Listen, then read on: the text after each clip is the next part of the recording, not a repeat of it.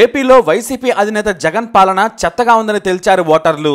సంక్షేమమే లక్ష్యంగా పనిచేసిన జగన్కు ప్రజలు అది మాత్రమే సరిపోదు, అవినీతి నుంచి మౌలిక వసతులు, రాజధాని, ఉద్యోగాలు కూడా కావాలని తేల్చేశారు. వైసీపీ ఇంత దారుణ ఓటమిని చవిచూస్తుందని బహుశా వైఎస్ జగన్ కూడా ఊహించి ఉండరు. ఎందుకంటే ఆయన పేదలు, దిగువ మధ్యతరగతిలోని ఒక వర్గం తనకు మద్దతిస్తుందని ఊహించారు. కానీ వైఎస్ జగన్ సంక్షేమాన్ని తిప్పికొట్టారు ప్రజలు. ఎందుకలా జరిగిందంటే మాత్రం 1,00,000 కారణాలు చెబుతున్నారు విశ్లేషకులు. ఎన్నికలకు ముందు ల్యాండ్ టైటిలింగ్ యాక్ట్ కొంప ముంచింది. ప్రజలు దానిపై భయభ్రాంతులకు గురయ్యారు. ఎందుకంటే ల్యాండ్ బుక్పై వైఎస్ జగన్ ఫోటో ఉండడం మరింత కొంప ముంచింది. ఎంత సీఎం అయితే మాత్రం సొంత భూమిపై ముఖ్యమంత్రి ఫోటో ఎందుకనే విమర్శలు తీవ్రమయ్యాయి. ఎందుకంటే ప్రజల సొంత సొత్తది, సంక్షేమ పథకం ఏమాత్రం కాదు. అందుకే ప్రతిపక్షం సోషల్ మీడియా ద్వారా తీవ్రంగా తీసుకెళ్లిన ల్యాండ్ టైటిలింగ్ యాక్ట్పై ప్రజలు భయభ్రాంతులకు గురయ్యారు. ఎందుకంటే అప్పటికే చాలా మంది వైసీపీ ఎమ్మెల్యేలు, వారి అనుచరుల భూ కబ్జాల మీద వేల ఆరోపణలు వచ్చాయి. కానీ వాటిపై సీఎం జగన్ స్పందించలేదు, వారిని కంట్రోల్ కూడా చేయలేదు. విచ్చలవిడిగా రెచ్చిపోయి బరి తెగించేశారు. ఎంతలా అంటే ఎలక్షన్ కమిషన్ అంటే కూడా భయం లేకుండా ఈవీఎంలు పగలగొట్టి రెచ్చిపోయాడు పిన్నెల్లి. ఇతని మీద సుప్రీంకోర్టు కూడా తీవ్ర ఆగ్రహం వ్యక్తం చేసింది. బెయిల్ ఇచ్చిన హైకోర్టుకు కూడా తలంటింది సుప్రీం. పిన్నెల్లిని ఎట్టి పరిస్థితుల్లో కూడా కౌంటింగ్ ఏరియాలోకి కూడా వెళ్లొద్దని ఆదేశించిందంటే వైసీపీ నేతలు ఎంతలా బరి తెగించారో అర్థం చేసుకోవచ్చు. మరొకడేమో ఎన్నికల పోలింగ్ బూత్లోనే ఓటర్ని కొడతాడు. వీటన్నింటినీ కూడా జగన్ చాలా తక్కువ అంచనా వేసుంటారు. కానీ ప్రజలు బెదిరింపులు, కబ్జాలు, అవినీతి, నేనే నియోజకవర్గానికి రాజుననే వ్యవహారాలను అసలు సహించరు అనడానికి ఇదే ఉదాహరణ. అది తీవ్రమైన ప్రభావం చూపించింది. మరి ల్యాండ్ టైటిలింగ్ యాక్ట్ మాత్రమేనా అంటే కానే కాదు, ఇంకా ఉన్నాయి. రాజధాని విషయాన్ని కూడా ప్రజలు తీవ్రంగా పరిగణించాలి. ఈ ఫలితాలను అర్థం చేసుకోవచ్చు. ఏపీ లాంటి అత్యంత అభివృద్ధి చెందిన రాష్ట్రానికి రాజధాని లేకపోవడాన్ని ప్రజలు సహించలేకపోయారు. ఒకవైపు హైదరాబాద్ దూసుకెళ్తుంటే మనకు కనీసం చెప్పుకోవడానికి రాజధాని కూడా లేదని ఆగ్రహం వ్యక్తం చేశారు. గతంలో చంద్రబాబు నాయుడు అమరావతి అని చెప్పినా కూడా దాన్ని కూడా అభివృద్ధి చేయలేదు ఆయన.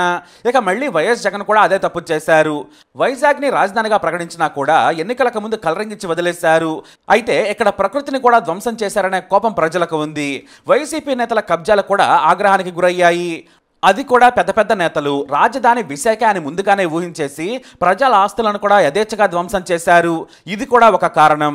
వీటి మీద వైఎస్ జగన్ దృష్టి పెట్టలేదు, అసలు పట్టించుకోలేదు. సోషల్ మీడియాలో నెగిటివ్గా వచ్చే వార్తలను తక్కువగా అంచనా వేశారు జగన్.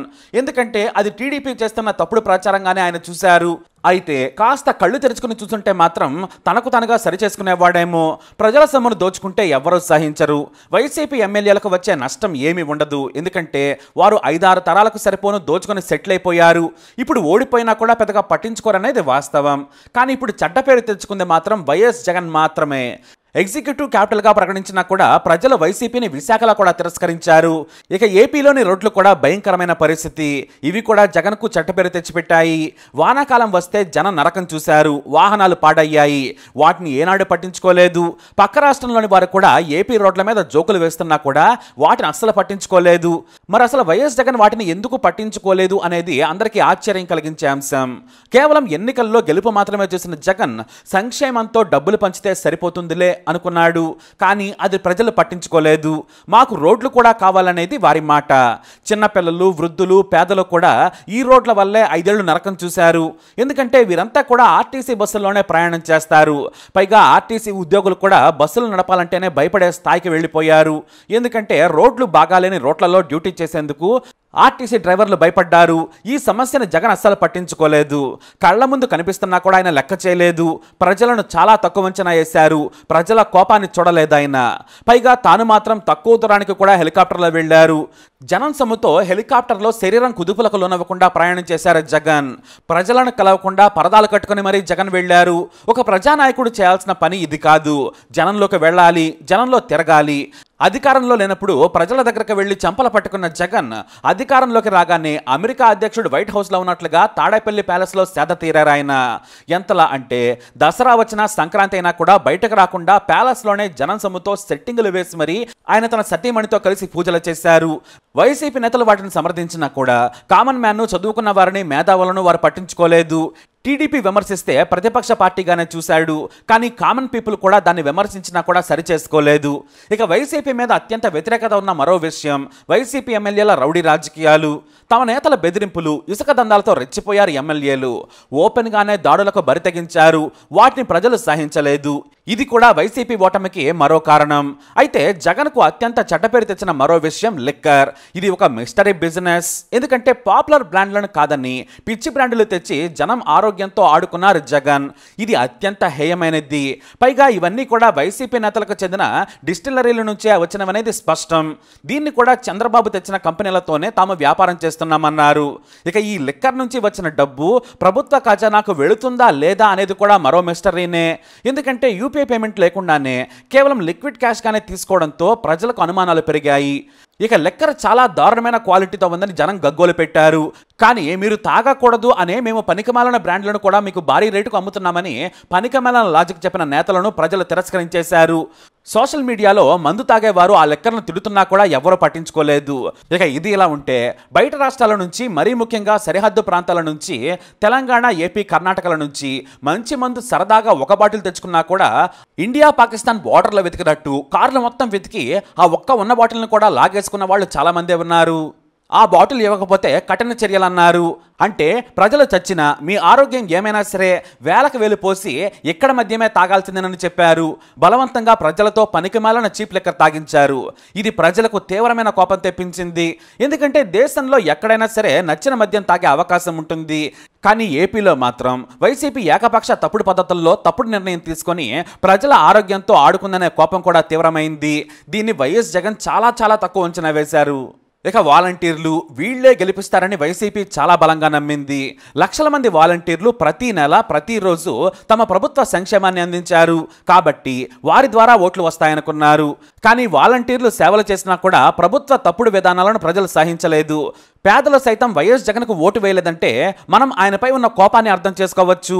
ఎందుకంటే దీనిపై కొంతమంది సీనియర్ జర్నలిస్టులు ఆసక్తికరమైన విషయం చెప్పారు. వైఎస్ జగన్ సంక్షేమం ఇచ్చారు, కానీ బయటకు వెళ్తే రోడ్లు లేవు. వాహనదారులకు సాయం చేశారు, కానీ మంచి రోడ్లు వేయలేకపోవడం వలన అదే వాహనాలు పాడయ్యాయి. ఇక ఆరోగ్యశ్రీ ఇచ్చినా కూడా పనికిమాలిన మద్యం వలన కూడా అనారోగ్యానికి గురయ్యారు. వారు కూడా ఆరోగ్యశ్రీ కింద కొంతమంది చికిత్స చేయించుకున్నారు. స్కూల్స్ డెవలప్ చేసినా కూడా పూర్తి స్థాయిలో దాన్ని అమలు చేయలేదు. కొన్ని స్కూల్స్ని మాత్రమే అభివృద్ధి చేసి మొత్తం చేసినట్లు ప్రచారం చేసుకున్నారు. ఇలా చెప్పుకుంటూ వెళితే సంక్షేమం కంటే కూడా ప్రజలకు పరోక్షంగా నష్టం కలిగించారు. వాలంటీర్లు కొంతమంది బెదిరింపులకు పాల్పడ్డారు. కొంతమంది అధికార పార్టీ నేతలతో అంటకాగి రెచ్చిపోయి సామాన్యులను అగౌరవపరిచారు. దీంతో మంచి చేసినా కూడా జగన్కు కింది స్థాయి వారు చెడ్డ పేరు తెచ్చేశారు. వాటిని సరిదిద్దలేకపోవడం జగన్ చేసిన పెద్ద తప్పు. వైఎస్ జగన్కు ప్రజలకు లింక్ తెగిపోయింది. అందుకే దారుణ ఓటమికి గురయ్యారు అన్నంలో సందేహమే లేదు. గెలిచిన తర్వాత ఈ 5 ఏళ్లలో ఒక్కసారైనా కూడా జర్నలిస్టుల ప్రశ్నలను ఎదుర్కోలేదు. కనీసం జర్నలిస్టులతో మాట్లాడి ఉంటే ఆయనకు ఓ క్లారిటీ వచ్చుండేది. కానీ ఎల్లో మీడియా అనే భయంతో ఆయన వాటికి దూరంగా వచ్చేశారు. ఎప్పుడైనా ప్రతిపక్షంలో ఉన్న వారి నుంచి ప్రశ్నలు ఎదుర్కొంటేనే ఆయనకు నిజం తెలిసేది. పూర్తిగా తెర వెనక నుంచే పాలించడం కూడా జగన్ చేసిన పెద్ద తప్పు. బటన్ నొక్కుతున్నాను, జనం డబ్బు తీసుకుంటున్నారు, ఇక నేను ఏ డ్యాన్స్ చేసినా కూడా ఓట్లేస్తారని పేదలను ఆయన ఓటు బ్యాంకుగానే చూశారు. అదే తప్పు, అదే కొంప ముంచింది. ప్రజలతో సన్నిహితంగా తిరిగి ఉంటే ఫలితం మరోలా ఉండేది. తాను తన నాన్నలా గెలుస్తానని అనుకున్నారు వైఎస్ జగన్. కానీ వైఎస్ రాజశేఖర రెడ్డి చరిష్మా జగన్కు లేదని తేలిపోయింది. వైఎస్ సంక్షేమానికి హ్యూమన్ టచ్ ఉంది. అది వైఎస్ జగన్ మిస్ అయ్యారు. ఎందుకంటే పేదలు మాత్రమే కాదు, మౌలిక వసతులు, నీటి ప్రాజెక్టులు, సంక్షేమం, ఆరోగ్యశ్రీ, విద్యా, ఉపాధిని ఆయన అన్నింటినీ బ్యాలెన్స్ చేశారు. అది వైఎస్ జగన్ చేయలేకపోయారనేది సుస్పష్టం. ఇవి కాకుండా ఉపాధి, చదువుకున్న యువత హైదరాబాద్కు వెళ్లడం తప్ప ఏపీలో కొత్తగా ఉద్యోగ అవకాశాలను ఎక్కడా సృష్టించలేదు. ఐటీలో ప్రపంచం దూసుకెళ్తుంటే ఏపీ అసలు సీన్లోనే లేదు. ఐటీ మినిస్టర్గా గుడివాడ అమర్నాథ్ను మంత్రిగా పెడితే ఆయన కమిడియన్ అయిపోయారు. కనీసం ఏం మాట్లాడుతున్నారో కూడా తెలియని పరిస్థితి. ఇక మంత్రులకు ఆయా శాఖల మీద పట్టు లేదు. కేవలం మీడియాలో బూతులు మాట్లాడటానికే పరిమితమైపోయారు. కొంతమంది మంత్రులైతే బూతులు తిట్టడానికి మాత్రమే ఉన్నట్లు రెచ్చిపోయారు. నేతలు కూడా బూతులు తిడుతూ ఏపీ స్థాయిని దిగజార్చేశారు.